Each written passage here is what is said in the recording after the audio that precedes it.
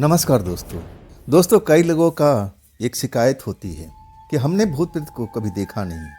तो भूत प्रेत होता है या नहीं होता है हम कैसे जानेंगे। ये सब बातें मनगढ़ंत होती है, इसमें कोई दम नहीं है। हमने तो भूत देखा नहीं तो इसका मतलब भूत का अस्तित्व होता ही नहीं है। लेकिन ऐसा नहीं है, जो बड़े बड़े ज्ञानी हैं वो बताते हैं कि हर इंसान ऐसे भूत प्रेत को देख नहीं सकता। उसमें एक ऊर्जा निकलती है, वो ऊर्जा आपकी आंखें देख नहीं सकती। उसको देखने के लिए आपको शरीर में एक ऐसी ही ऊर्जा होनी चाहिए। ये ज्ञानी लोग का कहना है। नमस्कार दोस्तों, मैं हूँ राज और आप देख रहे हैं हाईवे 33। तो चले दोस्तों आज की कहानी की सफ़र में। दोस्तों आज की कहानी जो हमें शेयर किए हैं उनका नाम है सुरेंद्र। मध्य प्रदेश की ये घटना है और वो भी मध्य प्रदेश के निवासी ही हैं। 1990 की बात है। तो चलिए इस घटना को शुरुआत करते हैं सुरेंद्र जी के ही पॉइंट ऑफ व्यू से। दोस्तों मेरा नाम सुरेंद्र तो आप समझ ही चुके होंगे। अब मैं एक ठेकेदार के पास राज मिस्त्री का काम किया करता था। और मैं नहीं, कुछ हमारे गांव के अन्य साथी भी थे। हम एक ही गली मोहल्ले का, एक ही गांव का, और हम लोग कोशिश करते थे कि जहां भी हमारा काम मिले हम लोग साथ में ही रहें। लेकिन पहले अपने बैकग्राउंड के बारे में बता देता हूँ। मेरे जो दादाजी थे, उनके दादाजी थे, वो भी कुछ तंत्र मंत्र का काम करते थे। और उसके बाद दादाजी और उसके बाद मेरे पिताजी, वो भी तंत्र मंत्र के काम में जुटे रहे। लेकिन ऐसा नहीं कि लोगों को अब पैसा लेकर के तंत्र मंत्र करते थे। उनका कहना था कि हमें अब एक तरह से गॉड गिफ्ट मिला हुआ है। हम ये जो काम करते हैं किसी लालच में नहीं आकर के, हम लोगों को भला करते हैं। झाड़ फूक का काम करते थे। किसी को सर दर्द हो गया, किसी को भूत का साया आ गया तो उसको लोग हटा देते थे। मेरे दादाजी को तो मैंने खुद देखा था। और इसके बाद मेरे पिताजी भी कुछ टाइम तक ये काम किए थे। लेकिन एक घटना जब पिताजी के साथ में घट जाता है तब वो इस काम को छोड़ देते हैं। कहते हैं नहीं, इस काम में अब मैं आगे नहीं बढ़ूंगा, इस काम में जोखिम है। और वो डर गए थे उस घटना से। और वो घटना ऐसा था भी, जब एक झाड़ फूंक करके किसी गांव से वो रात को लौट रहे थे तब उनको भूतों ने घेर लिया था। अगर उनके पास ऊर्जा नहीं होती, वो शक्ति नहीं होती तो शायद उस रात को बच नहीं पाते। लेकिन भूतों ने उनको रात भर परेशान किया था, घर लौटने नहीं दे रहे थे। ऐसा वो रात भर उनके साथ में कुछ करते रहे थे, परेशान करते रहे। अब उनके पास तो नहीं पहुंच सकते थे तो सड़े गड़े मांस उनके ऊपर में फेंकते थे, हड्डी फेंकते थे, और नहीं तो पत्थर भी फेंक देते थे। ऐसे पिताजी का नुकसान भी हुआ था। और उसके बाद उन्होंने कसम खा ली कि आज के बाद में मैं किसी गांव की तरफ झाड़ फूक करने नहीं जाऊंगा, और मैं जहां तक मैं इस काम को छोड़ ही दूंगा। लेकिन मन से तो छोड़ चुके थे, लेकिन हमारे जो पूर्वज थे उनके रक्त में ये चीज़ दौड़ रही थी। उनमें, उनके खून में ये शक्ति थी कि उनके अंदर में ऐसा पावर था कि भूत प्रेत को महसूस कर सकते थे, दूर से देख सकते थे। अब भूत प्रेत को अब दूर भगा भी देते थे, लोगों को उपचार करते थे। लेकिन जब पिताजी उस घटना से बहुत डर चुके थे तब वो काम बंद कर देते हैं। मैं भी कभी सोचा नहीं था कि मैं ये कभी काम करूँगा। जब ये पिताजी के साथ घटना हुआ था तब मैं भी डर गया था। जब पिताजी के साथ ये घटना हो चुकी है तो कहीं मैं ये भी काम करूं तो मेरे साथ में ऐसा कुछ ना हो जाए। इसके बाद मैं भी इस काम की तरफ आगे नहीं बढ़ा था। हमारा परिवार गरीब था, खेती बाड़ी कुछ थी और उसी पर हम लोग निर्भर रहते थे। इसके बाद खेती बाड़ी में हम जुट जाते हैं, लेकिन फसल का नुकसान हो रहा था। जितना हम पैसा लगाते थे उतना हमें मिलता नहीं था। तो हमारा घर और गरीब होता गया, कर्जे लेते गए। आखिरकार कर्जा को उतारना भी पड़ता था। तब हमने सोच लिया था, मैंने अब गांव में आसपास में जा कर के राजमिस्त्री का काम करने लगा था, ईंट की चुनाई करने लगा। और उसी दौरान मुझे एक ठेकेदार से मुलाकात हुई और वो कहने लगा कि ऐसा क्यों ना करो, कुछ अपने गांव से लड़के ले लो और हम एक टीम की तरह काम करेंगे, हम बाहर के गांव में चलेंगे, शहर में चलेंगे और वहाँ पर काम करेंगे, उसमें तुम्हें ज़्यादा पैसा मिलेगा। मैं कुछ पढ़ा लिखा भी था, तो ठेकेदार मुझे एक तरह से सुपरवाइज़र के टाइप में बना दिया था। कहने लगा कि सब अपनी टीम का तुम देखोगे। और हमारे गांव में कुछ हमारे साथी थे जो मेहनत मजदूरी करते थे, जैसा मैं काम करता था वो भी करते थे, लेकिन हर रोज़ दिहाड़ी मिलती नहीं थी। मैं तो उनको काफ़ी समझाया, कुछ लोग तो मान गए थे और कुछ लोग कहने लगे कि भाई हम अनजान जगह पर रहेंगे, अनजान जगह पर जाएंगे, क्या ये सब ठीक है? मैं कहने लगा हाँ भाई, यहाँ से ज़्यादा पैसा मिलेगा और रोज़ की दिहाड़ी मिलेगी। यहाँ तो एक दिन दिहाड़ी मिल जाती है, 2 दिन घर बैठना पड़ता है, तो इससे बढ़िया है ना कि हम शहर की तरफ चलें। ठेकेदार हमें पूरा समझा चुका था और फिर मैं अपने दोस्तों को मना लेता हूँ। एक हमारी टीम बन गई थी। और इसके बाद हम पिताजी से बात करते हैं तो पिताजी भी नाराज़ हो जाते हैं और कहते हैं तुम्हें दूर जाने की ज़रूरत नहीं है। लेकिन जब मैं समझाता हूँ कि आखिर हमारा काम यहाँ नहीं चल पा रहा है, तब पिताजी को मानना ही पड़ता है।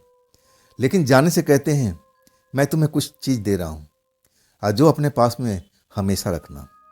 एक छोटा सा माला, मुझे चमकता हुआ माला नीले रंग का, और वो मुझे दे दिए थे कि अपने जेब में रखना, दाहिनी जेब में हमेशा।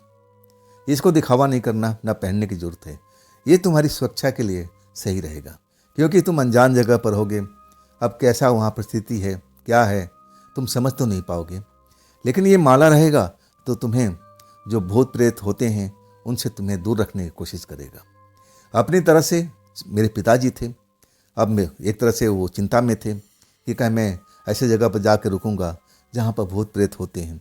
डरते थे जो बहुत ज़्यादा उस घटना के बाद में। मैं वो माला लेना नहीं चाहता था मैं, लेकिन पिताजी के कारण वो माला मुझे रखना पड़ा। इसके बाद हम अपने काम की तरफ चल पड़े थे। शहर से थोड़ा दूरी पर एक बड़ा सा फैक्ट्री का काम चल रहा था, गोदाम का जैसा काम चल रहा था, और वहाँ पर ठेकेदार का काम मिला हुआ था। ये बड़ा ठेकेदार तो नहीं था, पेटी कॉन्ट्रैक्टर था। बड़ा ठेकेदार तो कोई और था, और वही सब चीज़ को प्रोवाइड करता था, वो करता था, माल भेजता था, और हमारा काम था उस माल को जोड़ना, उस जगह को अब तैयार करना। लेकिन जब ठहरने की बात आई तो ठेकेदार बोला कि सब कुछ प्रबंध हो चुका है, आप लोग डरो मत, हम आपको इस फैक्ट्री में नहीं रखेंगे, खुले में नहीं रखेंगे।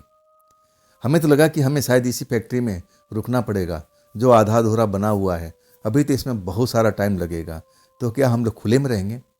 मैं और मेरे साथी डर चुके थे, नहीं, अगर ऐसा होगा तो हम यहाँ रुकेंगे नहीं। आखिरकार ठेकेदार कहता है कि चलो मैं आपको दिखा दूँ तुम्हारे रहने का ठिकाना, तुम लोग डरो मत। उसी गोदाम से थोड़ा दूर चल करके, यानी 1 किलोमीटर के आसपास उसी रोड पर एक बड़ा सा घर जैसा था, घर नहीं बोल सकते उसको, अब किसी काम से बनाया गया था, गोदाम टाइप का ही था, लेकिन वो सुरक्षित था। चारों तरफ से बाउंड्री थी और उस गोदाम में कई पार्टीशन बने हुए थे। शायद किसी ने बनाया था कोई अपने काम के लिए, शायद उसका काम चल नहीं पाया था या ना जाने क्या वजह थी, वो काम खुल नहीं पाया। तो हमारे जो ठेकेदार साहब थे ना, वो उस जगह को किराए पर ले लिया था, और पैसा बड़े ठेकेदार से आता था, क्योंकि उस जगह पर सीमेंट के लिए रखने का स्थान भी था। बरसात के टाइम में सीमेंट नुकसान भी होता था, और कुछ ज़रूरी चीज़ भी वहाँ पर अब रखने का स्टोर बन चुका था, और उसी में हमें रखा गया कि आज के बाद आप लोग यहाँ पर रहो, खाना बनाओ, खाओ पियो, रात को अपना आराम करो। और इसके बाद हम लोग बड़ा खुश हो गए थे कि चलो भाई, अच्छी जगह है, बड़ी सी जगह है, खुला खुला जगह है, अब किसी चीज़ की कमी है नहीं, रोशनी भी थी, पंखा भी था, तो कोई दुख तकलीफ था ही नहीं। अब इसके बाद हमारी दैनिक कार्य शुरू हो जाता है। सुबह सुबह हम उठते थे और फिर कुछ खाना नाश्ता करके और फिर हम अपने काम पर जुट जाते थे। दोपहर में कुछ देर के लिए आराम करते थे, फिर खाना पीना अब जो हमारे साथी थे बना के जो इकट्ठा बनता था वो लेके आते थे, भोजन करते थे। और फिर शाम के टाइम तो हम उसी गोदाम पर चले जाते थे, मानी जो हमारा घर था रहने का, वहाँ पर चले जाते थे। और इस तरह हफ्ता दिन हो चुका था, और हमें कोई अभी तक उस घर में ऐसा कोई दुख तकलीफ या कोई भूत प्रेत का साया बिल्कुल नज़र नहीं आया था। लेकिन वो रात जो हमारे दोस्तों का मन था कि आज कुछ स्पेशल होना चाहिए, कुछ नॉन वेज भी होना चाहिए, कुछ लड़के जो थे थोड़ा दारू पीने का काम भी करते थे। अब ठेकेदार से बोला गया कि भाई कुछ पैसे का इंतजाम कीजिए, तो ठेकेदार ने दे दिया था। अब उसको क्या मतलब कि आप लोग किस चीज़ में पैसा खर्च कर रहे हो। अब जो पीने वाले दोस्त थे अपने लिए दारू भी खरीद के लाए और नॉन वेज अब सबके लिए बना इकट्ठा। वो पहली रात थी जब नॉन वेज बन रहा था और जो कुछ लड़के थे वो दारू पीने का काम कर रहे थे। एक मैं और एक मेरा दोस्त था जो हम दारू नहीं पीते थे, लेकिन नॉन वेज वगैरह तो ज़रूर हम लोग खाते थे। लेकिन हर रोज़ इतनी कमाई थोड़ी हो पाती थी कि हम लोग नॉन वेज को अब शौक हम रख सकें। महंगा सौदा था और हम लोग बहन नहीं कर सकते थे। लेकिन उस रात खाना पीना सब खाने के बाद में बर्तन नहीं धोया गया था। बर्तन जैसे था अब वैसे जूठा बर्तन पटक गया था कि चलो अब लड़के जो इस काम को लिए थे साफ सफाई करने वाले वो तो दारू पी चुके थे, नशे में एकदम पड़े हुए थे, उनको तो होश ही नहीं था। और मैं मेरा दोस्त हम लोग थोड़ा पढ़े लिखे थे, इस बात को समझते थे और हम आपस में बात करते अब सोने की तैयारी कर रहे थे।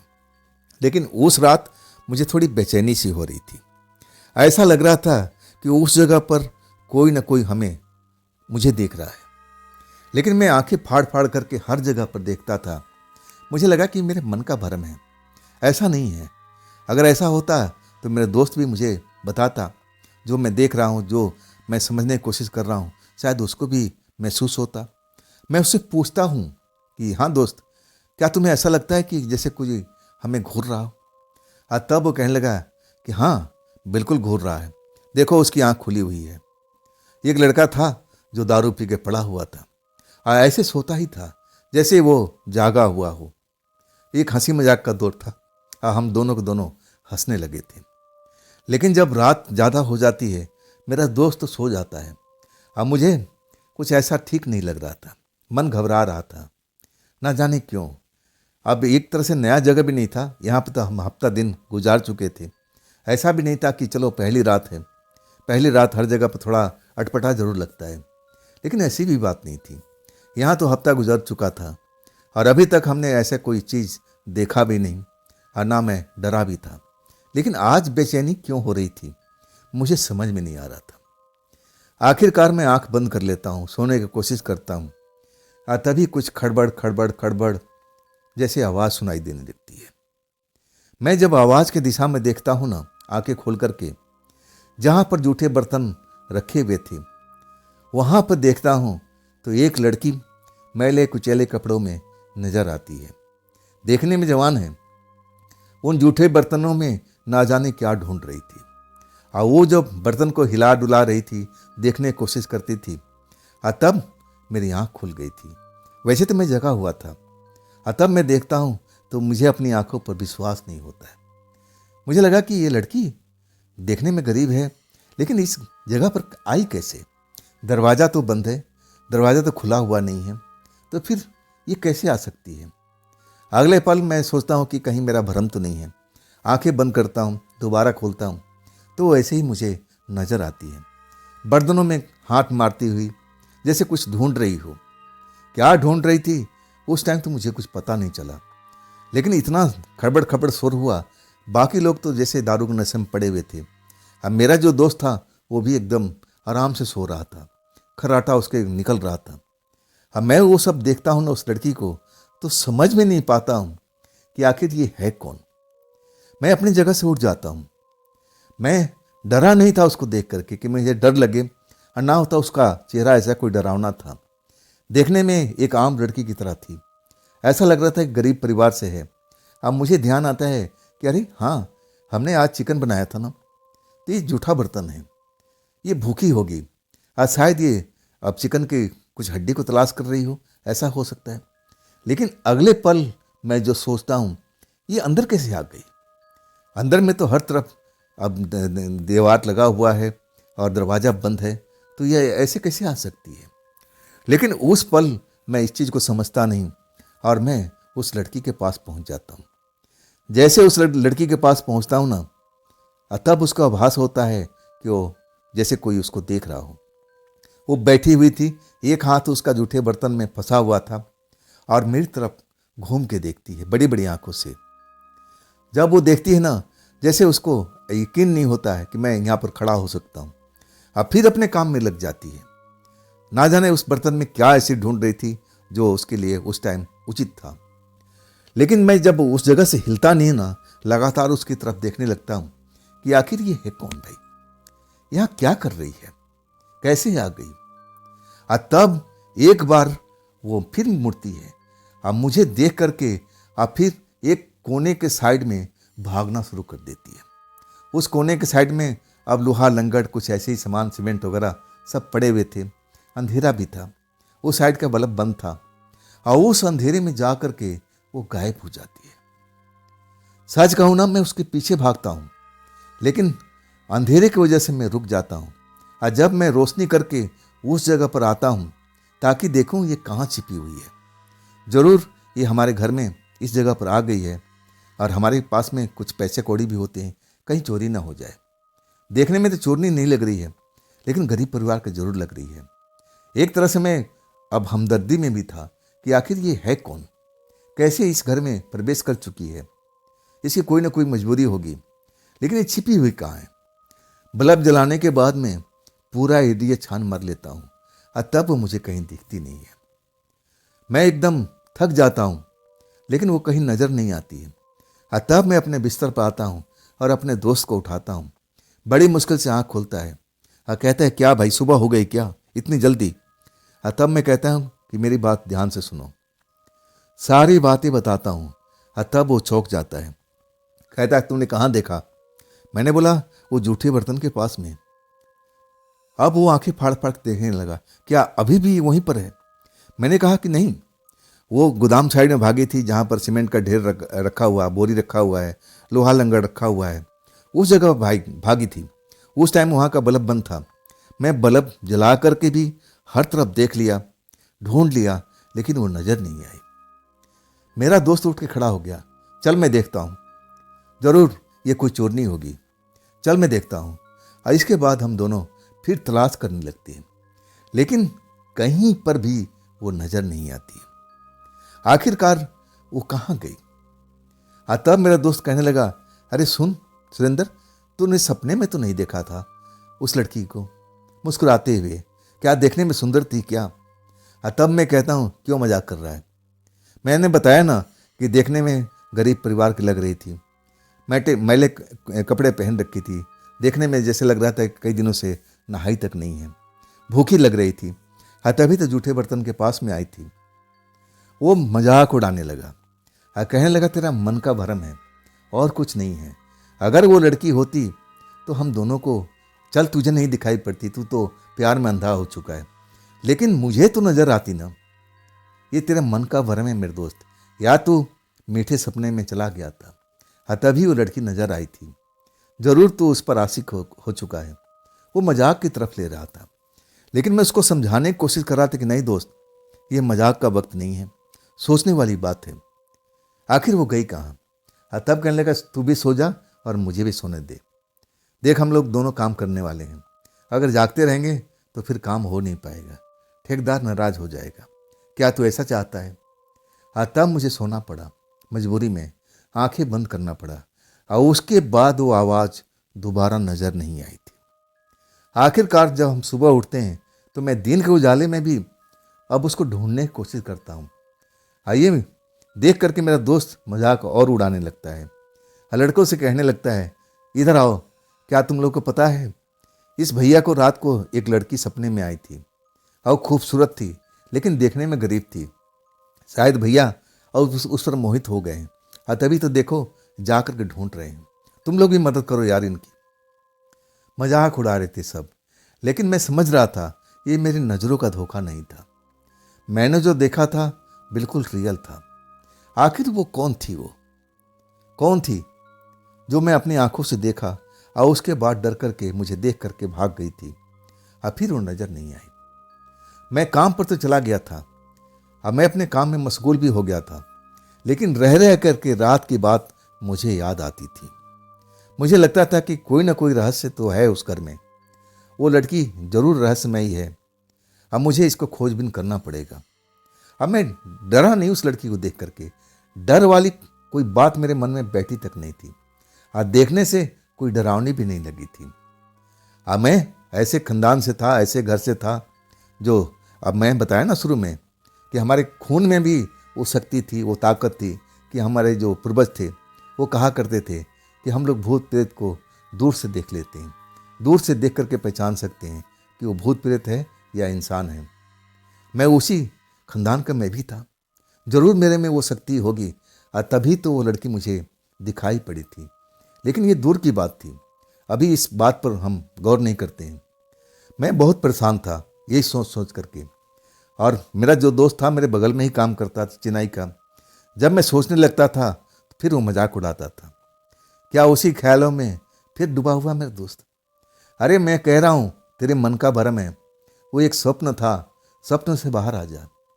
लेकिन मैं समझता था ना, ये स्वप्न नहीं है, ये मेरे मन का भरम नहीं है, वो जरूर लड़की उसी घर में रहती है, और हो ना हो कभी न कभी मुझे जरूर मिलेगी, और तब मैं उसे पूछूंगा कि तुम कौन हो। मेरे मन में ऐसे ही सब विचार चल रहा था, डर वाली कोई बात थी ही नहीं। लेकिन हर दिन चिकन मटन तो बनने से रहा। आखिरकार पूरा हफ्ता निकल गया था, और वो संडे का दिन था, और संडे के दिन वैसे तो हम लोग काम करते रहते थे, लेकिन ठेकेदार कहता है कि भाई माल ख़त्म हो चुका है, अब 2 दिन तक इंतज़ार करना पड़ेगा, और तब जाकर काम शुरू हो पाएगा, और तब तक अपना तुम लोग एंजॉय करो, हमारी तरफ से पैसा नहीं काटूंगा। ऐसे ही हमारे ठेकेदार थे, दिलदार थे, कुछ पैसे भी देते हैं कि लो पैसे, और अपना जो भी इच्छा है खाओ पियो एंजॉय करो। लड़के बड़ा खुश हो जाते हैं, मैं भी खुश हो जाता हूँ। अब फिर वही प्रोग्राम होता है, कुछ लड़के अब दारू का आनंद लेते हैं, और फिर चिकन मटन बनता है, नॉनवेज बनता है, और वैसे ही होता है। रात में बर्तन जूठा पड़ा हुआ था, लेकिन मैंने उन चीज़ों को भूल चुका था जो 1 हफ्ता हो चुका था, और जो लड़की मुझे दोबारा नहीं दिखती है ना, तो मैं उसको मन से निकाल चुका था। अब मुझे लगने लगा था कि मेरे दोस्त सही कहता है, ये मेरे मन का भ्रम था, या फिर कोई स्वप्न था जो मैंने देखा था। अगर ऐसा होता, अगर इस घर में लड़की रहती तो मुझे ज़रूर दिखती। लेकिन 1 हफ्ता बीतने के बाद में वो लड़की नज़र नहीं आती है, तो मैं एक तरह से अपने दिमाग से उसको निकाल देता हूँ, भूल जाते हूँ कि ऐसा कभी हमने देखा भी था, महसूस भी किया था। आखिरकार वो रात आती है। लड़के उस दिन कुछ ज़्यादा ही ड्रिंक कर लिए थे, आपस में झगड़ पड़े थे, और तब हम दोनों मिलकर के उन लोगों को शांत करता हूँ। लेकिन एक जो था ना, बहुत ज़्यादा ड्रिंक कर लिया था, वो संभल नहीं रहा था, और तब उसको संभालने में बहुत टाइम बीत चुका था। बर्तन आज भी जूठा रह गया था। वैसे तो लड़के रात में साफ कर देते थे, लेकिन जब ड्रिंक करते थे ना तो आलकस हो जाते थे। अब बर्तन जूठा का जूठा पड़ा हुआ था। आखिरकार मुझे भी नींद आ चुकी थी सबको शांत करने के बाद में, लेकिन तब तक आधी रात हो चुकी थी। अब हम लोग भी दोनों के दोनों सो चुके थे, और वो तो जल्दी हमसे सो गए थे जो ड्रिंक किए हुए थे, अपने होश हवास खो बैठे थे। अब नशा ऐसी चीज़ होती है। मैं भी सपने में आ चुका था। अब मैं सपने में जो देखता हूँ ना, बड़ा आश्चर्य सा लगता है।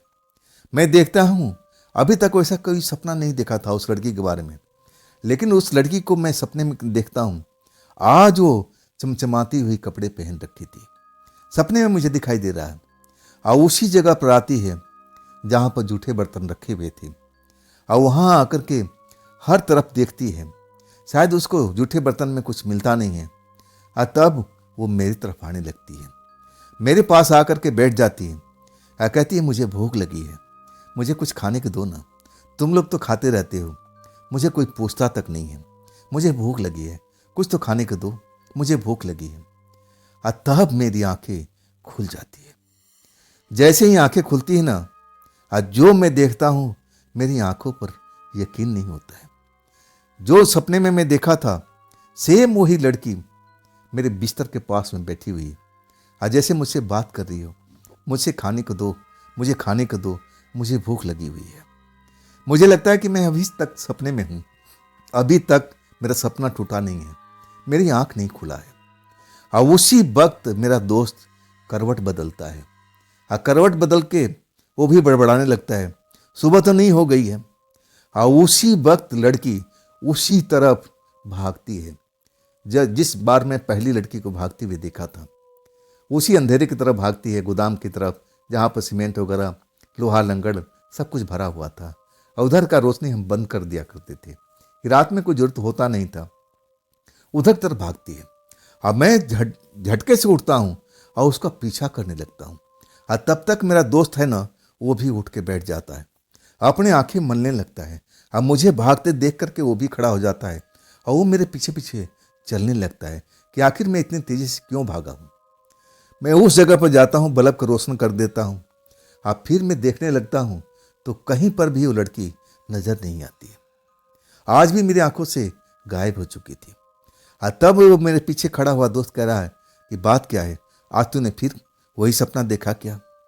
और तब मैं कहने लगा कि नहीं, सपना मैं जरूर देखा था, लेकिन आज मैं उस लड़की को आमने सामने देखा हूँ, और उस दिन भी देखा था। उस दिन फटे पुराने कपड़े में देखा था, और आज चमचमाती हुई कपड़ों में देखा हूँ। वो मुझसे आके कह रही थी कि मुझे भूख लगी है, मुझे खाना चाहिए, तुम लोग तो खाते रहते हो, मुझे कोई पूछता तक नहीं है। इतने में मेरी नींद खुल जाती है। अब मैं ये सब बातें अपने दोस्त को बयान करता हूँ। वो मेरा फिर मजाक उड़ाने लगता है उस भूतनी से तुम्हें दोस्ती हो गया। अब उसको भूतनी बोल रहा था, कह रहा था कि मुझे लगता है वो भूतनी ही है जो तेरे सपने में आती है, तू उसको देख करके पगला जाता है। अरे यार, ये सपना है, सपना कहीं सच होता है? अगर वो होती तो क्या हम दोनों को नजर नहीं आती? फिर वही बात दोहराने लगता है, तू तो उसके प्यार में पागल हो चुका है, तुझे तो वो हर तरफ नजर आती है, लेकिन मुझे तो वो कहीं नजर नहीं आई। मैं तो अपनी आंखों से हर तरफ देख लिया था। बात बिल्कुल उसकी सही थी, वो मुझे भी नजर नहीं आई। भागने के बाद में जब अंधेरे में भाग जाती है, मैं रोशन करता हूँ, और फिर वो मुझे नजर नहीं आती। तो क्या मेरे दिमाग में कुछ ऐसा गड़बड़ चल रहा था? क्या हो रहा था? मुझे ही ये लड़की क्यों नजर आती थी? और आज उसने बोला भी था कि मैं बहुत भूखी हूँ, मुझे भूख लगा हुआ है, आप लोग तो अपना खाना खा लेते हो, मुझे कोई पूछता तक नहीं है। मैं इस बात का मतलब निकालने लगा कि आखिर कौन हो सकती है? क्या कोई आत्मा है? आत्मा है तो बड़ा दुखी में है। मैं इन शक्तियों पर विश्वास करता था, मैं ऐसे घर का लड़का था, इन शक्तियों के साथ में तो देखते हुए बड़ा हुआ था, मैं इनको झुठला नहीं सकता था। मेरे मन में बड़ा अलग अलग विचार आने लगा। क्या मैं इस लड़की की कोई मदद कर सकता हूँ? देखने में बड़ा सीधी सादी लग रही है, जरूर ये कोई प्रेतात्मा तो नहीं है। पहली बार मेरे मन में ये ख्याल आता है। अब मैं सोचता हूँ कि अपने दोस्तों के सामने अब मैं कोई विधि विधान तो कर नहीं पाऊंगा, तो मैं इससे कैसे बात करूं? मुझे रात को कुछ न कुछ करना पड़ेगा, मैं जान पाऊं कि आखिर ये है कौन, इस जगह पर ये क्यों रुकी हुई है। अगर कोई आत्मा भी है तो इस घर में क्यों फंसी हुई है, इस घर में क्यों रुकी हुई है? कोई न कोई रीजन तो होना चाहिए। अब मैं सोचने लगा कि इसके लिए मैं खाने को ऐसे क्या चीज़ लेकर आ सकता हूँ जिसकी लालच में ये मेरे पास में आ सकती है। तब मुझे ध्यान आता है, ये लड़की, मैं गौर करता हूँ कि जब भी नॉन वेज बना था तब ये लड़की मुझे दिखी थी, तो क्या इसे नॉन वेज पसंद है? मैं सोचने लगता हूँ। आखिरकार मैं फैसला ले लेता हूँ कि हाँ, इसको नॉन वेज बहुत ज़्यादा ही पसंद है। मैं ऐसा कुछ प्रबंध करूँगा कि कहीं होटल से, अब तो यहाँ बनने से रहा, अब तो हफ्ते दिन के बाद बनेगा, अब मैं कोई ना कोई ऐसा उपाय करता हूँ कि कहीं होटल से इसके लिए नॉन वेज लेके आता हूँ, लालच देता हूँ, और देखता हूँ कि ये लड़की आती है कि नहीं आती है। अगर आएगी तो इसे मैं बात करूँगा, पूछूंगा कि तुम कौन हो, इस जगह पर तुम क्यों रहती हो, क्या तुम्हारे साथ में तुम्हारा परिवार भी है, या तुम अकेले हो, या तुम्हारे साथ में हुआ क्या है? मैं सब प्लान कर लेता हूँ। आखिरकार अब उस दिन तो कुछ नहीं हो पाया, लेकिन 2 दिन के बाद मुझे मौका मिला था। मैं अपने दोस्तों से बहाना करके घूमने फिरने के हिसाब से मैं अब रोड पर निकल जाता हूँ। मैं पास के एक ढाबा देखा था जहाँ पर ट्रक वाले रुका करते थे, और वहाँ नॉन वेज भी बनता था। मैं नॉन वेज पैक करा करके अपने थैले में रख करके छुपा करके और खूंटी पे टांग देता हूँ कि रात में अब मैं उस लड़की को, जब हमारे दोस्त सो जाएंगे, तब मैं अब उसको लेके जाऊँगा और उसको बुलाऊँगा, देखता हूँ कि आती है कि नहीं आती है। अगर वो प्रेतात्मा होगी, अगर वो भूखी होगी तो जरूर आएगी। सारा मैं प्लान कर लिया था। आज जब मेरे दोस्त सो जाते हैं, मेरे जो अब खास दोस्त था वो भी सब सो जाता है, और तब मैं जागता रहता हूँ। और आखिरकार जब मुझे अंदाज़ा हो जाता है कि हाँ, अब सब कुछ ठीक है, सब लोग सो चुके हैं, अब मुझे ये काम को अंजाम देना चाहिए। वो जो माला मेरे पिताजी दिए थे ना, मैं उसको उपयोग नहीं करता था। मैं जानता था उस माला में शक्ति है, वो दादाजी का दिया हुआ माला था, लेकिन मुझे उस टाइम अब वो उपयुक्त नहीं लगा। ऐसे वक्त में ऐसा देखने में कोई डरावनी नहीं लग रही थी। अब मुझे नहीं लगा कि वो मुझ पर हमला भी कर सकती है, मुझे कोई नुकसान भी पहुंचा सकती है। लेकिन इतना मैं जरूर समझ चुका था, वो भूखी जरूर है, मुझे उससे बात करना चाहिए। वैसे माला भी कोई दूर नहीं था, मैं थैले में सुरक्षित रखा हुआ था, और जरूरत पड़ने पर मैं उसको जल्दी से पा भी सकता था। मेरे से कोई ज़्यादा दूरी पर नहीं था। आज जब मैं उस खाना को लेकर के चलता हूँ, उसी अंधेरे की साइड में जहाँ मैं 2 बार उस लड़की को जाते हुए देखा था, मैं लाइट नहीं जलाता हूँ। अब मैं वहाँ पर चुपचाप जाता हूँ, और एक जगह पर जहाँ पर थोड़ा बहुत उजाला नजर आ रहा था, एक जगह पर उस खाना को रख देता हूँ, और धीरे धीरे मैं आवाज़ देने लगता हूँ, मुझे पता है कि तुम इस जगह पर हो, मैंने तुम्हें 2 बार देखा था, तुम शायद भूखी हो, और तभी तो उस रात मेरे पास में आई थी, भोजन मांग रही थी, तुम शिकायत कर रही थी कि तुम लोग तो भोजन कर लेते हो, मुझे कोई पूछता तक नहीं है, तो मैं आज तुम्हारे लिए स्पेशल खाना लेके आया हूँ। अगर तुम मेरी बात को सुन रही हो तो मेरे पास में आ जाओ, तुम्हें डरने की जरूरत नहीं है। ये बात मैं कुछ देर तक दोहराता रहता हूँ, लेकिन बिल्कुल उस जगह पर शांति बनी रहती है।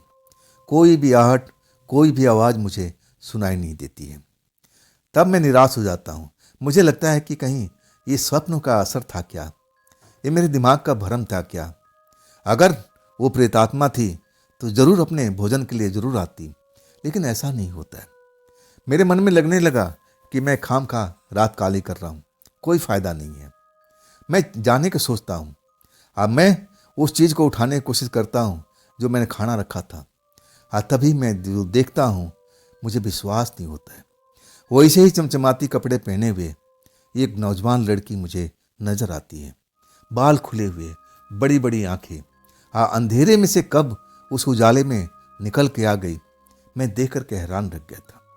और वो झपट पड़ती है उस खाने पर, वो मेरी तरफ नहीं देखती है, उस लिफाफे के खोलती है जिसके अंदर में नॉन वेज भरा हुआ था, और वो जल्दी जल्दी भोजन करने लगती है। हाँ, मैं तो बस उसको देखता जाता हूँ। मेरे शरीर में कोई डर नहीं था। मुझे पता था कि अगर ये प्रेतात्मा है ना, तो ये दुष्ट आत्मा नहीं है। दुष्ट आत्मा होती तो हम लोग यहाँ पर रह भी नहीं सकते थे। मैं इस चीज़ का अनुभव था, और मैं ये सब जान चुका था। मैं इतना जान चुका था कि लड़की भूखी है। अगर ये सही में प्रेतात्मा है तो इससे मुझे पूछना चाहिए, जानकारी लेना चाहिए कि आखिर ये यहाँ पर क्यों रहती है, अकेले है या इसके साथ में और कोई है। आखिरकार जब पूरा भोजन कर लेती है, तब वो मेरी तरफ देखती है।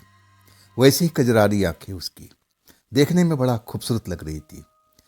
तब उसकी पहली बार आवाज़ मेरे कानों में पड़ती है, बहुत बहुत धन्यवाद आपका, आपने मुझे काफ़ी दिनों के बाद भोजन दिया है, मैं तो बहुत भूखी थी।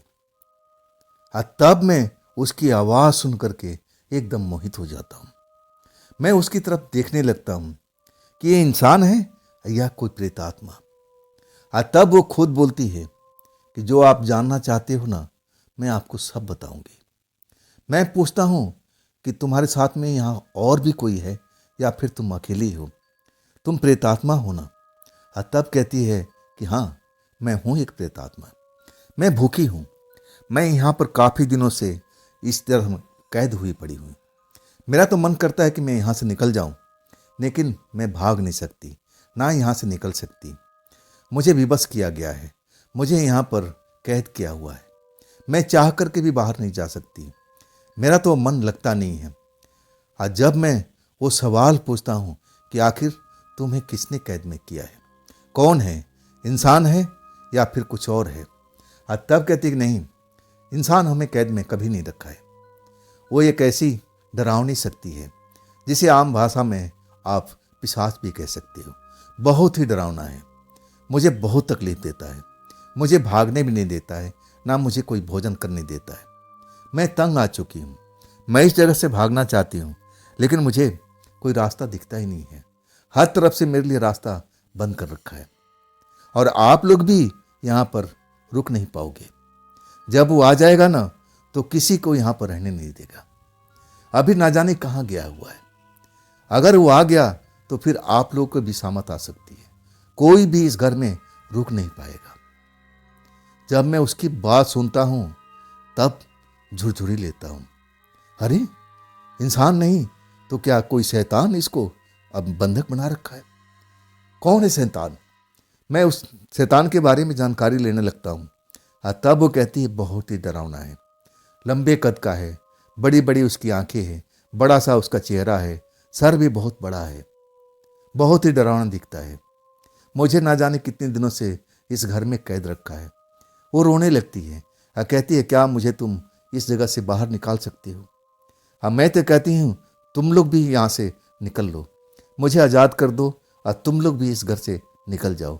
पता नहीं कब आ जाए और आप लोग के साथ में ना जाने क्या करे। यहाँ रहना आप लोग के लिए सुरक्षित नहीं है। जब मैं उस प्रेतात्मा को बात सुनता हूँ ना, डर जाता हूँ। मैं शैतान के बारे में सुना था, शैतान बहुत ही शक्तिशाली होते हैं। वो इंसानों को जल्दी से काबू में नहीं आते हैं, चाहे कितना से कितना बड़ा तांत्रिक हो, जरूर उनसे हार मान जाता है।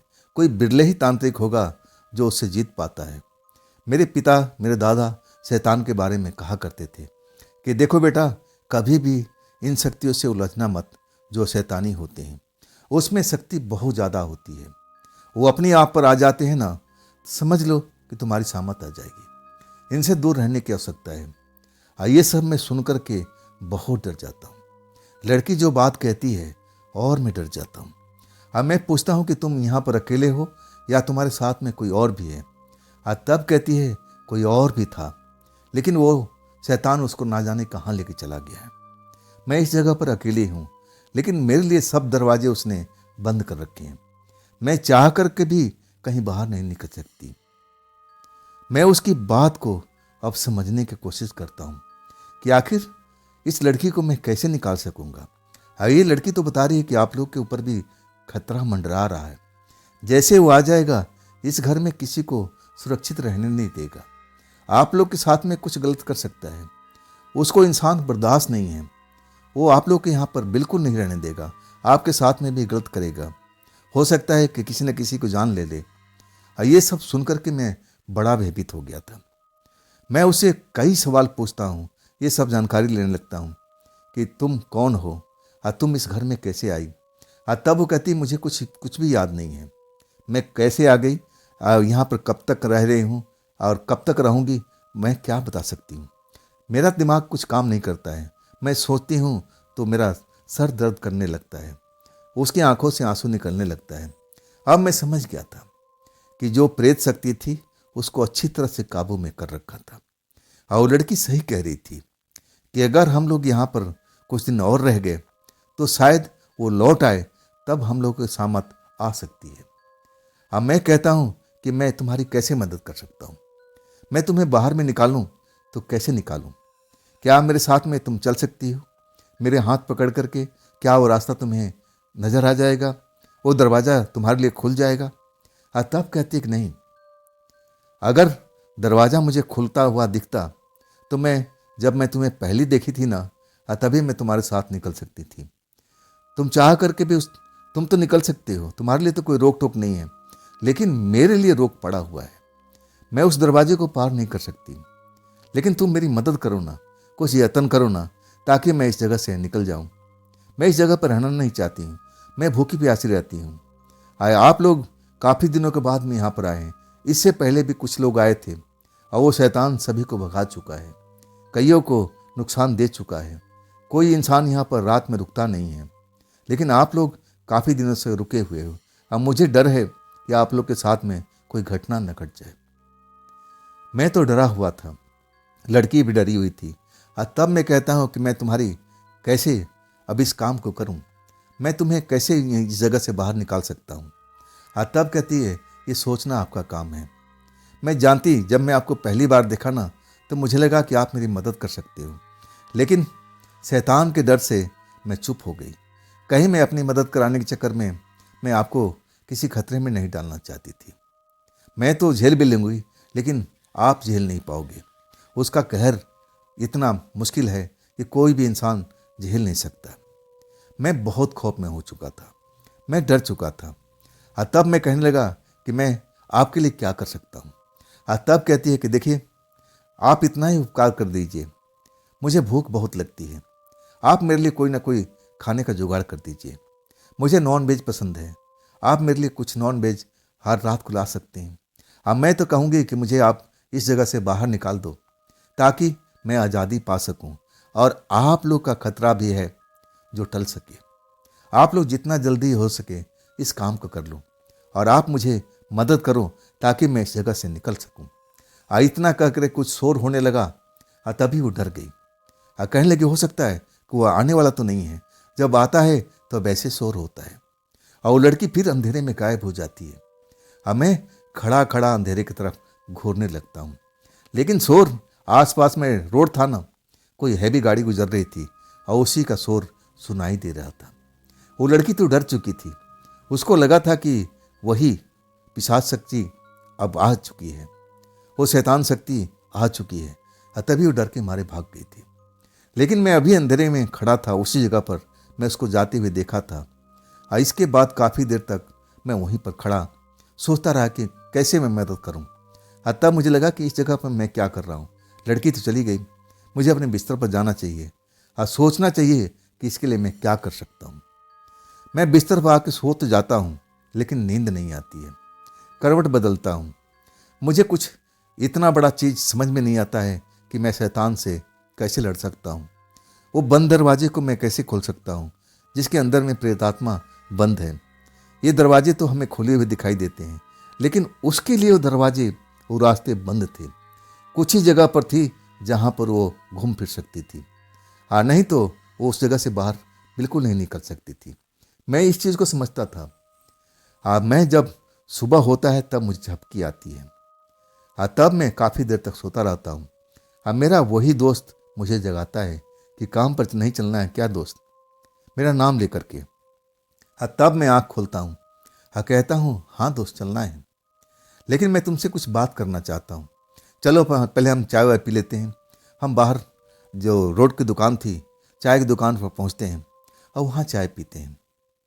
जल्दी होती है, तैयारी होने के काम पर भी जाना है, लेकिन मैं उसको रोकता हूँ कि रुक जा 10 मिनट, मैं तुमसे कुछ बात करना चाहता हूँ। तब वो कहता है, भाई जल्दी करो ना, देखो ठेकेदार नाराज़ हो जाएगा। तब मैं कहता हूँ कि नहीं नाराज़ होगा, मैं उसको समझा दूंगा, वो मेरी बात को मान लेगा। तब मैं अपनी बात उसको बताता हूँ कि रात में मैंने उसके लिए क्या किया था और उसने मुझे क्या बताई थी। जब वो मेरी बात सुनता है ना, तो खौफ में भर जाता है। कहता है, यार ऐसे जगह पर तो हम इंसानों को रुकना ही नहीं चाहिए। आज ही हम ठेकेदार से बात करते हैं, हमारे लिए कोई घर का अलग व्यवस्था करे। हम ऐसे घर में बिल्कुल नहीं रहेंगे। वो डर के मारे कांप चुका था। तब मैं समझाता हूँ कि मेरे होते हुए तुम डरो मत, जो भी होगा तुम्हें पता है ना कि मेरे दादाजी झाड़ फूक करने वाले थे, मेरे पिताजी भी थे। तब वो हंसते हुए कहने लगा, मुझे पता है तुम्हारे पिताजी के साथ में जो हुआ है पूरा गांव जानता है, अभी छिपाने वाली कोई बात नहीं है।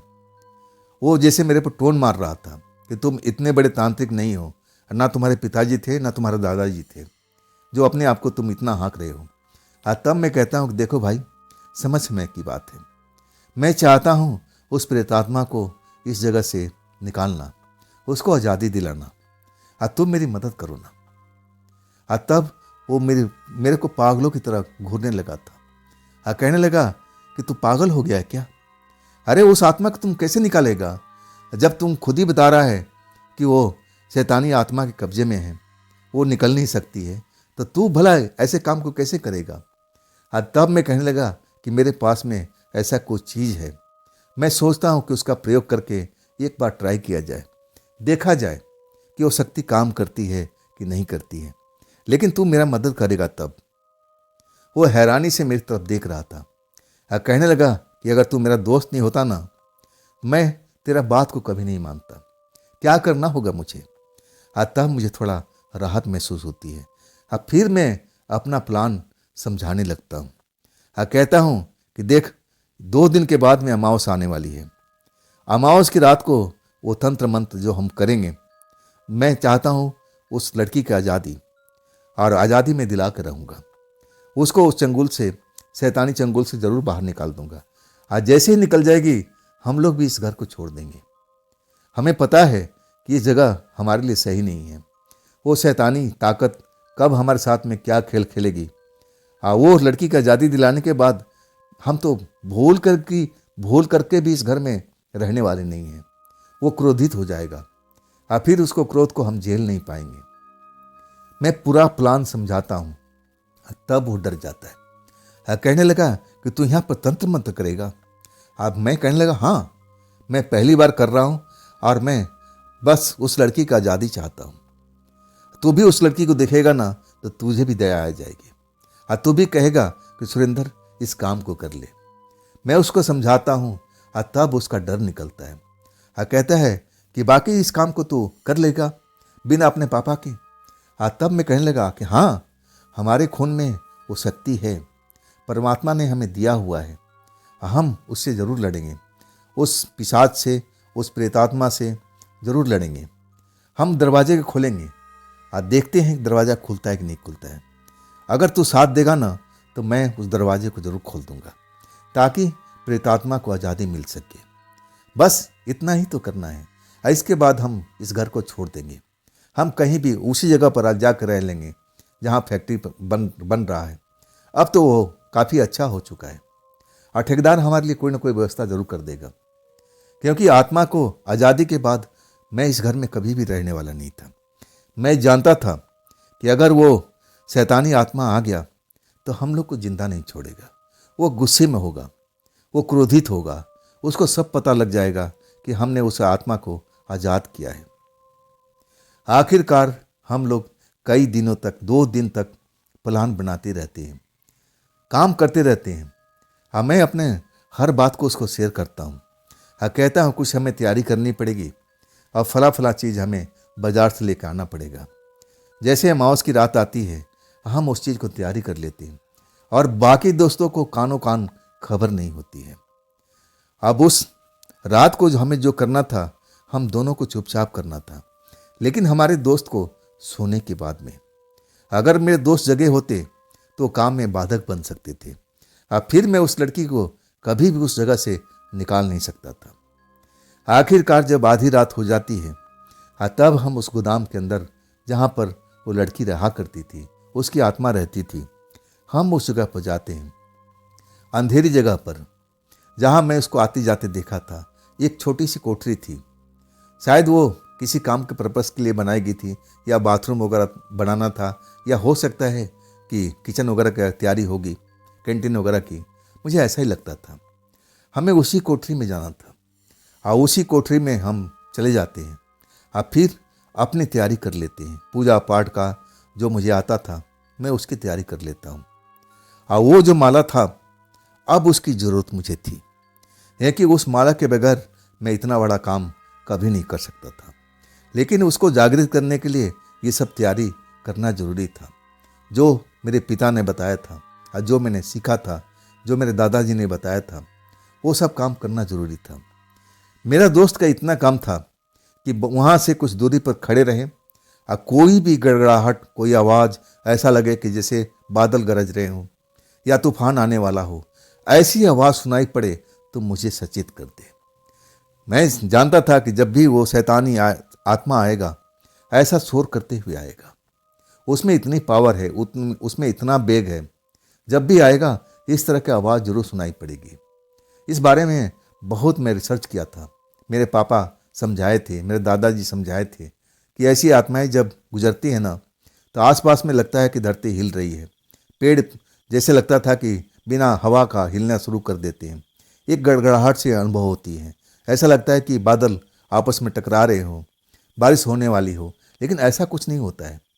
वो जब शैतानी आत्मा चलती है तो उसमें इतना बेग होता है कि जब वो गुजरती है जिस जगह से, वहाँ पर आंधी तूफान जैसा महसूस होने लगता है। इसीलिए मैंने उस लड़का का ड्यूटी लगा रखा था, क्योंकि मैं जानता था कि मैं जब साधना में लग जाऊंगा ना, तब अपने आप ही मैं नहीं रहूँगा। मैं बाहर के शोर को बिल्कुल सुन नहीं पाऊंगा। अब मुझे डर था कि जब मैं ये काम करूंगा, उस शैतानी शक्ति को जरूर पता लग जाएगा कि वहाँ पर क्या चल रहा है, और फिर वो दौड़ता हुआ इस जगह पर जरूर पहुँचेगा, और हमें उससे आने से पहले इस आत्मा को आज़ाद कर देना था। जब तक उसको हवा लगे कि यहाँ पर कुछ गड़बड़ हो रही है, तब तक वो दरवाज़ा खोल देना था, ताकि वो आत्मा सुरक्षित निकल जाए। इसके बाद हम इस जगह को छोड़ करके भाग जाने वाले थे। सब प्लान किया हुआ था। आखिरकार मैं अपने काम में लग जाता हूँ। वहाँ पर विधि विधान से अपना पूजा का शुरुआत कर देता हूँ, मंत्र का उच्चारण करने लगता हूँ, और उसके बाद वो जो माला होता है पहली बार अपने गले में धारण करता हूँ।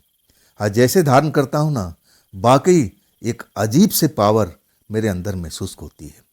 उस माला को जागृत करने लगता हूँ, और वो जागृत हो भी चुकी थी। और फिर कुछ देर के बाद मैं वो काम करने वाला था जो उस आत्मा को आज़ादी का रास्ता दिखाने वाला था। अब मैं वहाँ से उठता हूँ, और फिर मैं उस आत्मा को आवाज़ देता हूँ कि मुझे पता है कि तुम यहीं पर हो, शायद तुम उचित अवसर की तलाश कर रही हो, तो अवसर आ चुका है, तुम मेरे पीछे पीछे आओ।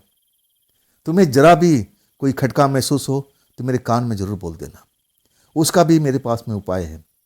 अगर ये दरवाज़ा तुम्हें खुले मिल जाता है, तब मेरा हाथ पकड़ लेना, मैं समझ जाऊंगा।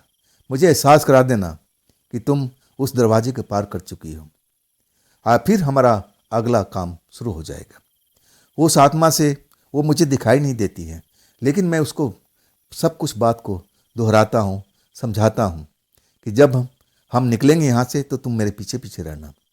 और जब वो दरवाज़ा मुझे तो नहीं दिख रहा है, तुम्हें दिख रहा होगा, जब तुम दरवाजे के पास में आओ ना, अगर वो दरवाज़ा खुला मिलता है तो मेरे कंधे को दबा देना, मेरे हाथ को स्पर्श कर देना, ताकि मैं समझ सकूं कि वो दरवाज़ा खुला हुआ है।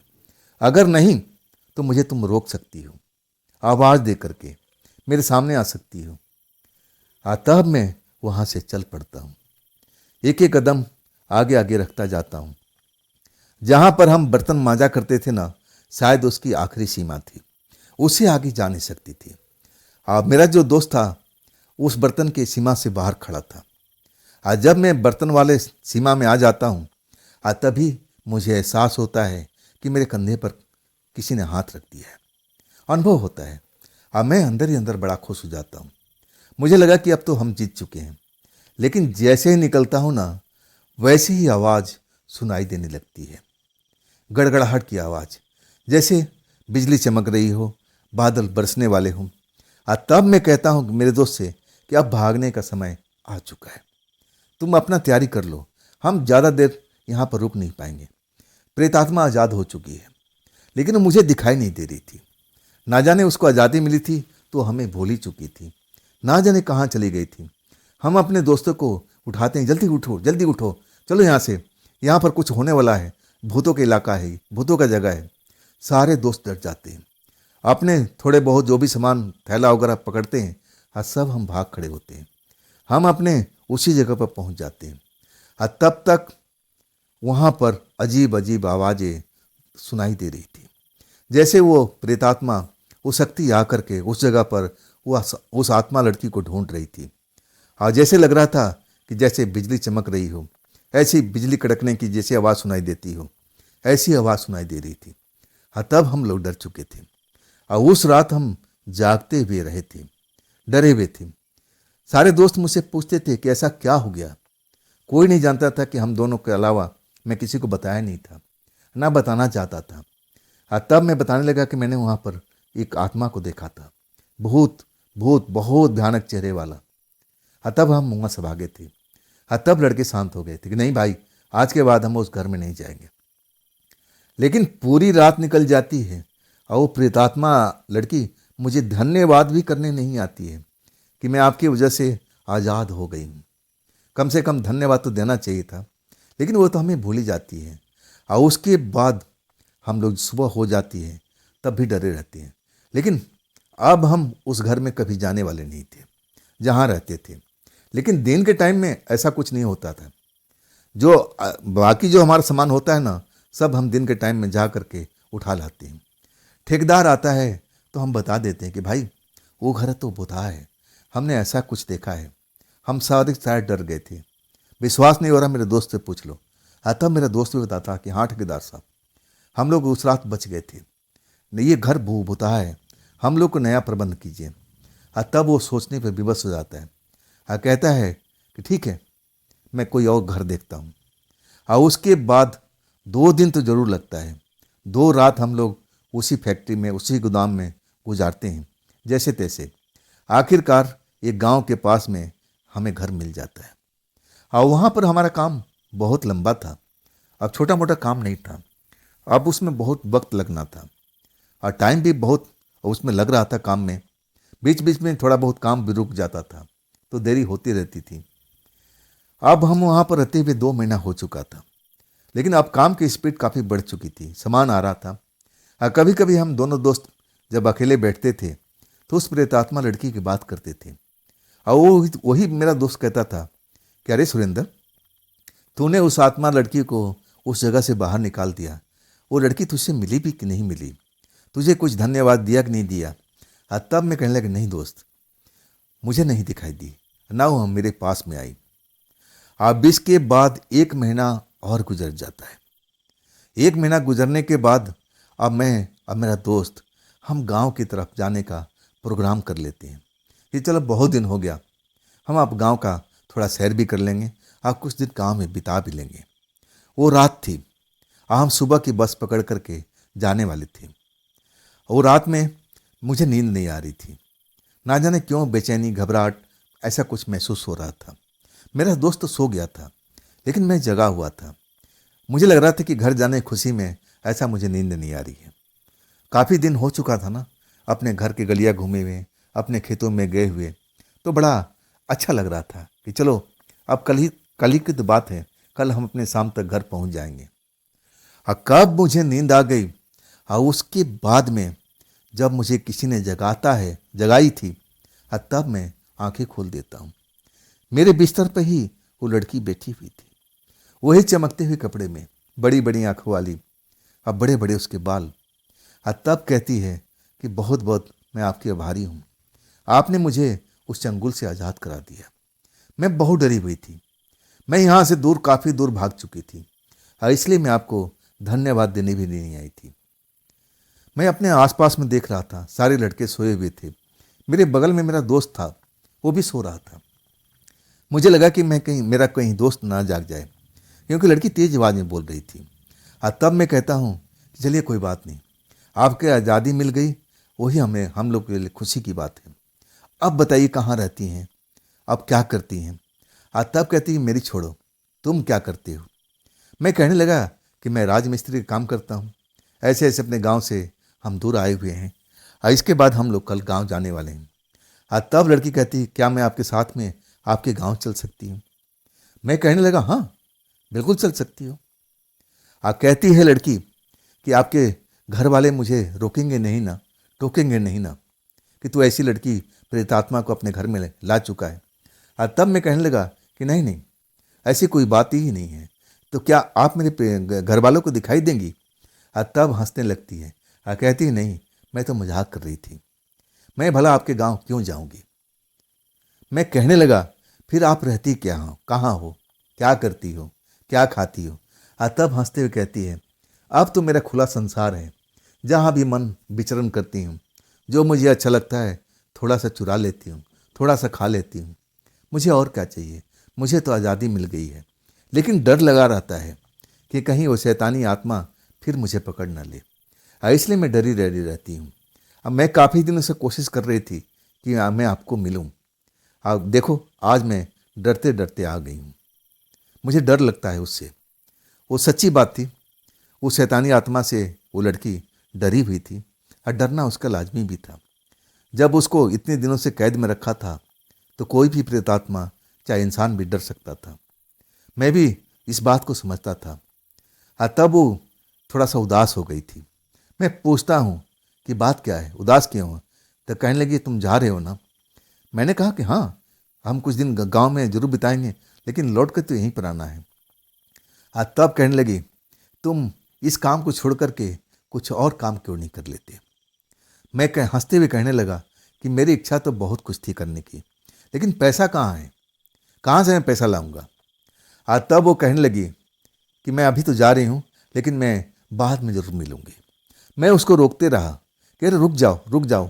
तब कहती कि नहीं, मुझे शंका है कि वो जो आत्मा है ना, शैतानी आत्मा, मुझे ढूंढ रहा है। फिर वो भाग जाती है, लेकिन उसकी कही हुई बातें मेरे दिमाग में घूमने लगती है।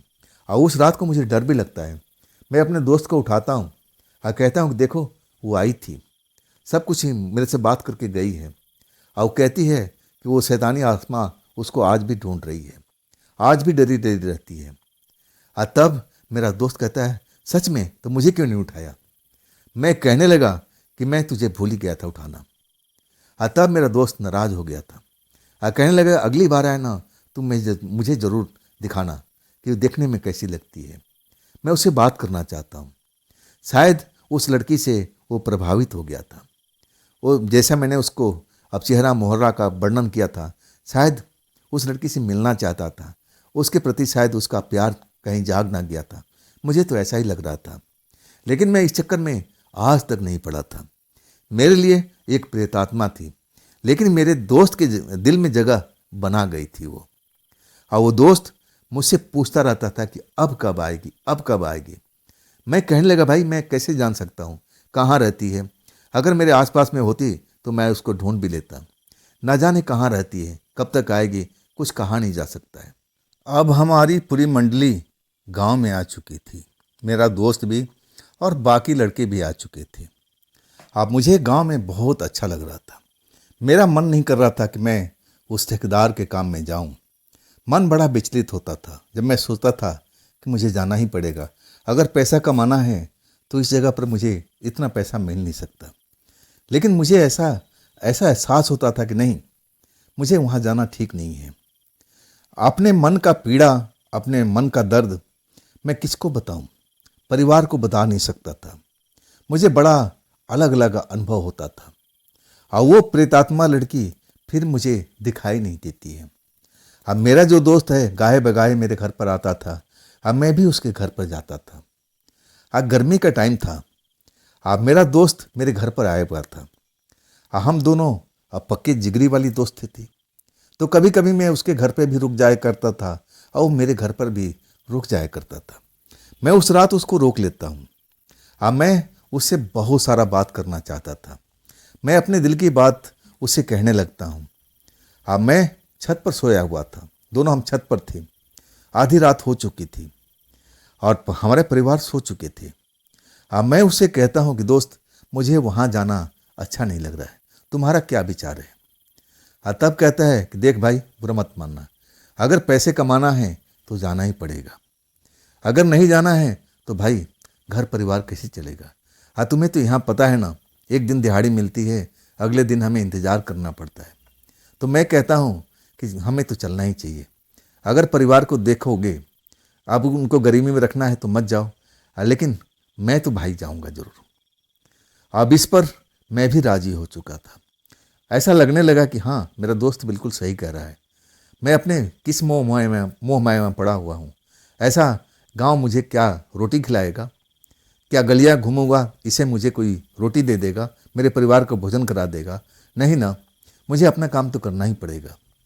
और ऐसे ही सोचते सोचते कब हम दोनों सो जाते हैं कुछ पता ही नहीं लगता है।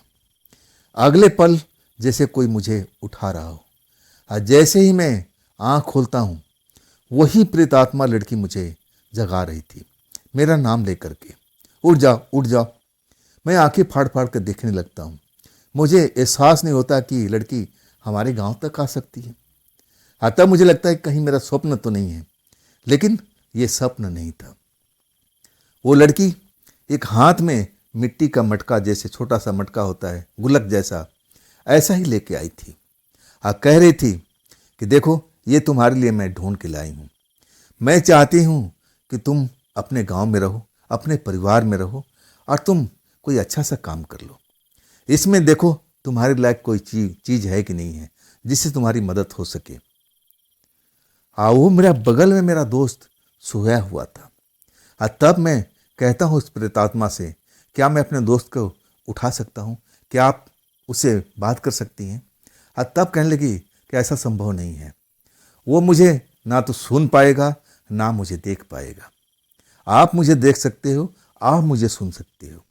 आप उसका जगाना ना जगाना मेरे लिए कोई महत्व नहीं रखता है। आप चाहो तो उसको उठा सकते हो, लेकिन वो मेरी आवाज़ नहीं सुन पाएगा और ना मुझे देख पाएगा। उसमें वो काबिलियत नहीं है जो आप में है। लेकिन मैं ना चाहते हुए भी उसको उठा देता हूँ। कहता हूँ कि दोस्त, तू कहता था ना कि जब भी वो प्रेतात्मा आए तो मुझे दिखा देना। तो देखो आ चुकी है। आंखें फाड़ फाड़ के देखने लगता है। कहता है कहाँ है, कहाँ है? मैं कहता हूँ तेरे बगल में तो बैठी हुई है, तू उसको छू के देख ले। वो हाथे फैलाता है, लेकिन उसको कुछ एहसास ही नहीं होता है। तब लड़की कहती है, ये ना तो मुझे देख पाएगा और ना मुझे महसूस कर पाएगा और ना मेरी आवाज़ को सुन पाएगा। इसमें वो शक्ति नहीं है। खैर, अब मेरा टाइम आ गया है, अब मैं यहाँ से निकल रही हूँ। आप तुम देख लो इसमें तुम्हारे लायक है कि नहीं है। अब मैं अपने दोस्त से कहता हूँ कि देख, बाद में मत कहना कि मैं तुझे बताया नहीं। ये मेरे सामने बैठी हुई है, देखो ये गुल्लक में न जाने क्या लेके आई है। गुल्लक भी जैसे ऐसा था जैसे मिट्टी में सन्ना हुआ था, ऐसा मिट्टी से किचड़ा हुआ, ऐसा मुझे लग रहा था। उस गुल्लक में क्या ऐसा था जो मुझे वो देना चाहती थी। मैं उसी के सामने उस गुल्लक को तोड़ देता हूँ। जब मैं तोड़ता हूँ ना, तो लड़का भी कहता है, अरे ये गुल्लक कहाँ से तेरे पास में आया? वो प्रेतात्मा लड़की कहाँ है? वो हैरानी से वो बस गुल्लक को देखता ही रह गया था। जब मैं गुल्लक तोड़ता हूँ तो उसमें सोने चांदी के जेवरात नजर आते हैं। ये सब देख करके मेरा दोस्त एकदम हैरान हो जाता है। तब लड़की कहती है, क्या तुम्हारे काम का चीज़ है इसमें? अब मैं कहता हूँ कि बहुत काम की चीज़ है। लड़की के चेहरे पर मुस्कुराहट दौड़ आती है। कहती है, देखो इसको मैं एहसान चुकाना तो नहीं कर सकती हूँ, लेकिन मैंने तुम्हें थोड़ा सा ज़रूर मदद किया हूँ ताकि तुम गरीबी से बाहर निकल सको। ये मेरा छोटा सा प्रयत्न है। इसके बाद मैं कहाँ रहूँगी, कब मिल पाऊँगी, कुछ कहा नहीं जा सकता है, क्योंकि वो प्रेत शक्ति मुझे अभी भी ढूंढ रहा है। वो काफ़ी गुस्से में है और उससे बचती फिरती मैं इधर उधर भाग रही हूँ। अब मैं कहाँ जाऊँगी, कहाँ रहूँगी, कुछ कहा नहीं जा सकता है। और उसके बाद मेरे को देखते ही देखते लड़की वहाँ से गायब हो जाती है। मैं उस गुल्लक की तरफ देखता हूँ और कभी उसको जाते हुए देखता हूँ। अब मेरा दोस्त की आंखें तो बड़ी बड़ी हो चुकी थी। उसको कुछ भी समझ में नहीं आ रहा था कि आखिर यहाँ चल के आ रहा है। लेकिन जाने के बाद मैं उसको समझाता हूँ कि देखो, तुम्हारे बिल्कुल पास में बैठी हुई थी, तुम उसको छू भी सकते थे, लेकिन तुम्हारे में वो शक्ति नहीं थी, जो पावर नहीं थी उसको देखने के लिए, उसको सुनने के लिए, उसको महसूस करने के लिए। वो मेरे में ये है, मेरे ब्लड में है, मेरे खून में है। तभी मैं उसको देख पाया था और वो मुझे देख रही थी, मैं उससे बातचीत कर रहा था। ये मेरी मदद करने के लिए आई है। देखो इसमें सोना चांदी भरा हुआ है। मैं तो अब ये मजदूरी का काम करने बिल्कुल नहीं जाऊँगा। मैं तो कहता हूँ कि तुम भी मत जाओ। हम दोनों मिलकर कोई ना कोई काम करेंगे और हम अपने घर परिवार को यहीं पर रख करके सब कुछ देखेंगे। हम यहाँ से दूर नहीं जाएंगे। मेरा दोस्त भी मान लेता है और वाकई में वो गुल्लक मेरे लिए लकी साबित होता है। मैं एक ऐसा काम करता हूँ जिसमें पार्टनर अपने दोस्त की बनाता हूँ। फिर हम दोनों की ज़िंदगी बहुत आसान हो गई थी। सारे दुख तकलीफ को हम जितना झेले थे, अब वो बीते दिन की बात हो गई थी। हम लोग ऐसा हो चुके थे कि हमारा परिवार बिल्कुल मस्त चल रहा था। कोई ना कोई तकलीफ का कोई गुंजाइश थी ही नहीं। जो भी था सब कुछ सही हो रहा था। लेकिन उसके बाद ये जो भेद हम अपने परिवार पर खोलते हैं ना, तब मेरे पिताजी बहुत नाराज हो जाते हैं। कहते हैं, तुझे मना किया था ना कि तू ऐसे तंत्र मंत्र का काम नहीं करेगा, तो फिर क्यों उलझाता? मैं कहने लगा कि मैं उस प्रेतात्मा को शक्ल देख करके बहुत प्रभावित हो गया था। मुझे लगने लगा कि उसकी मदद करना चाहिए था और तब मैंने मदद किया था। आज उसी की वजह से तो हम अब ऐसे हुए पड़े हैं खुशहाल, और नहीं तो हम कहाँ हो पाते। आज भी मैं मेहनत मजदूरी करता रहता और ऐसे ही हम लोग गरीबी में झेलते रहते। और तब पिताजी के पास उसका कोई जवाब नहीं था। तो दोस्तों ये थी सुरेंद्र जी की भेजी हुई आप बीती। ये कैसी लगी आपको कमेंट में ज़रूर बताइएगा। और दोस्तों अगर आपके पास भी ऐसी कोई घटना है जो आप मुझे सुनाना चाहते हो तो आप मुझे इंस्टाग्राम, मेरे व्हाट्सएप नंबर, मेरी मेल आईडी पर आप मुझे शेयर कर सकते हो।